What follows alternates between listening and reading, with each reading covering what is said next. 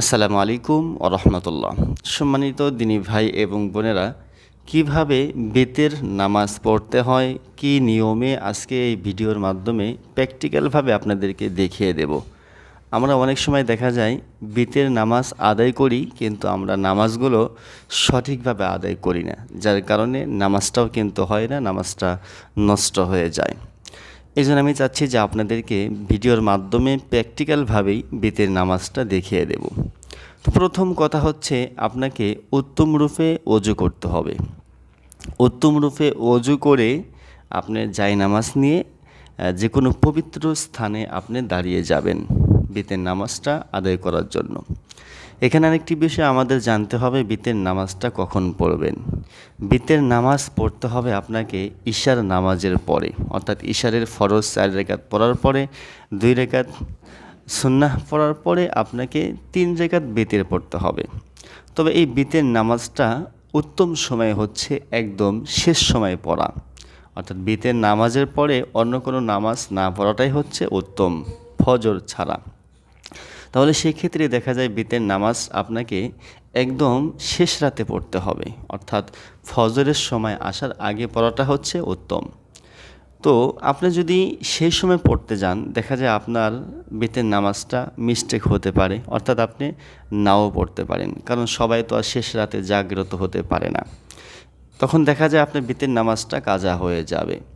তো এই জন্য আপনি ঈশার নামাজ পড়ে 2 রাকাত সুন্নাহ পড়ে আপনি বেতের নামাজ পড়ে নিলেও হয়ে যাবে। তবে উত্তম হচ্ছে একদম শেষ টাইমে বেতের নামাজটা পড়া, তাহাজ্জুদ নামাজ আদায় করে আপনি বেতের নামাজটা পড়ে নিতে পারবেন, এটা হচ্ছে সবচেয়ে উত্তম। তো যদি আপনি এমনটি হয় যে আপনি শেষ রাতে জাগ্রত হতে পারবেন না, তখন আপনি ঈশার নামাজ পড়ে 2 রাকাত সুন্নাহ পড়ে নফল পড়েই আপনি বেতের নামাজটা পড়ে নিতে পারবেন। তাহলে এটা আমরা বুঝে নিলাম। বেতের নামাজ 3 রাকাত, 3 রাকাত বিশিষ্ট নামাজ আমাদের পড়তে হবে। কীভাবে পড়বেন আমরা একটু আলোচনা করে নেই। তাহলে আপনি ঈশার নামাজ পড়লেন, ফরজ নামাজ পড়ে 2 রাকাত সুন্নাহ পড়ে, আর যদি আপনি 2-4 রাকাত যদি নফল পড়তে পারেন পড়ে নেবেন, না পড়লেও সমস্যা নেই। নফল পড়ে আপনি এবার বিতরের জন্য প্রস্তুতি গ্রহণ করলেন। আপনি নিয়ত করলেন যে আমি বেতের নামাজের নিয়ত করিতেছি।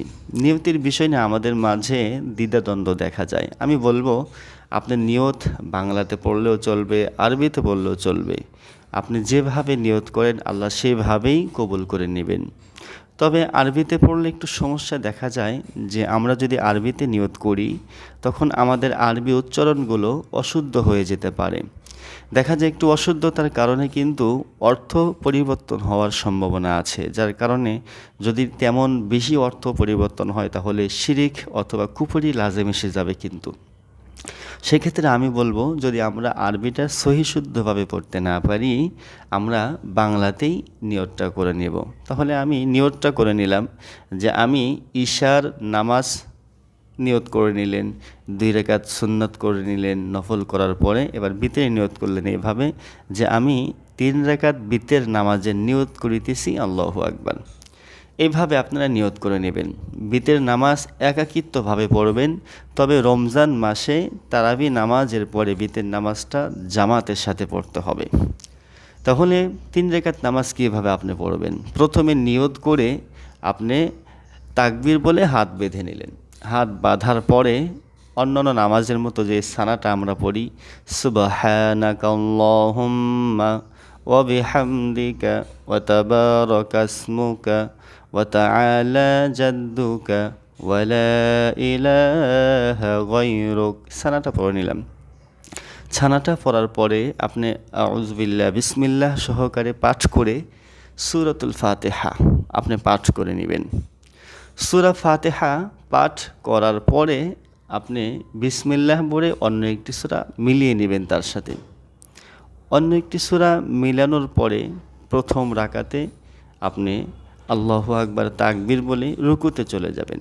রুকুতে যাওয়ার পরে 3 বার তাসবিহ পাঠ করতে হবে, সুবহান রাব্বিয়াল আযীম, সুবহান রাব্বিয়াল আযীম, সুবহান রাব্বিয়াল আযীম। এই 3 তাসবিহ আপনি পাঠ করে নেবেন। 3 বার, 5 বার, 7 বার আপনি যতটুকু পারেন পড়ে নেবেন।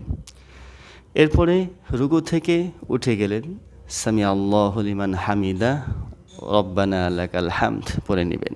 পরে আবার সেজদাতে চলে যাবেন আল্লাহু আকবার বলে। সেজদাতে গিয়ে 3 বার তাসবিহ, 5 বার 7 বার পড়তে পারেন এইভাবে।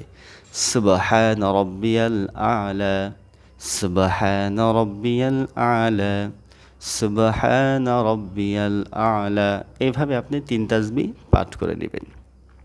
নিয়ে এক বৈঠকে অর্থাৎ একটি সেজদা করলেন, তাকবীর বলে উঠে আবার দ্বিতীয় সেজদা করলেন, করে এভাবে একটি রাকাত হয়ে গেল। দাঁড়িয়ে গেলেন, দাঁড়িয়ে আবার সূরা ফাতিহা পড়বেন। সূরা ফাতিহার সাথে অন্য একটি সূরা মিলিয়ে নেবেন। মিলিয়ে নিয়ে আবার অন্য নামাজের মতোই রুকু সেজদা করে নেবেন। রুকু সেজদা করার পরে, যেহেতু এটা দ্বিতীয় রাকাত, এখানে আপনি রুকু সেজদা করে বসে পড়বেন, বৈঠক করবেন। প্রথম বৈঠকে শুধু তাশাহুদ পাঠ করবেন, আত-তাহিয়াতু পাঠ করে নেবেন। আত-তাহিয়াতু লিল্লাহি ওয়াস-সালাওয়াতু ওয়াত-তাইয়্যিবাত, আসসালামু আলাইকা আইয়ুহান নাবিয়্যু ওয়া রাহমাতুল্লাহি ওয়া বারাকাতুহু, আসসালামু আলাইনা ওয়া আলা ইবাদিল্লাহিস সালিহিন, আশহাদু আন লা ইলাহা ইল্লাল্লাহু ওয়া আশহাদু আন্না মুহাম্মাদান আবদুহু ওয়া রাসূলুহু। তাশাহুদ পাঠ করে আপনি দাঁড়িয়ে যাবেন তাকবীর বলে। দাঁড়িয়ে যাওয়ার পরে আবার অন্যান্য নামাজের মতোই সূরা ফাতিহা পাঠ করতে হবে। সূরা ফাতিহা পাঠ করার পরে অন্য একটি সূরা মিলিয়ে নিতে হবে। অন্য একটি সূরা মিলানোর পরে রুকুতে না গিয়ে আপনাকে তাকবীর বলে হাত বেঁধে নিতে হবে। তাকবীর বলে হাত বেঁধে এরপরে দোয়ায়ে কুনুত পাঠ করতে হবে এইভাবে।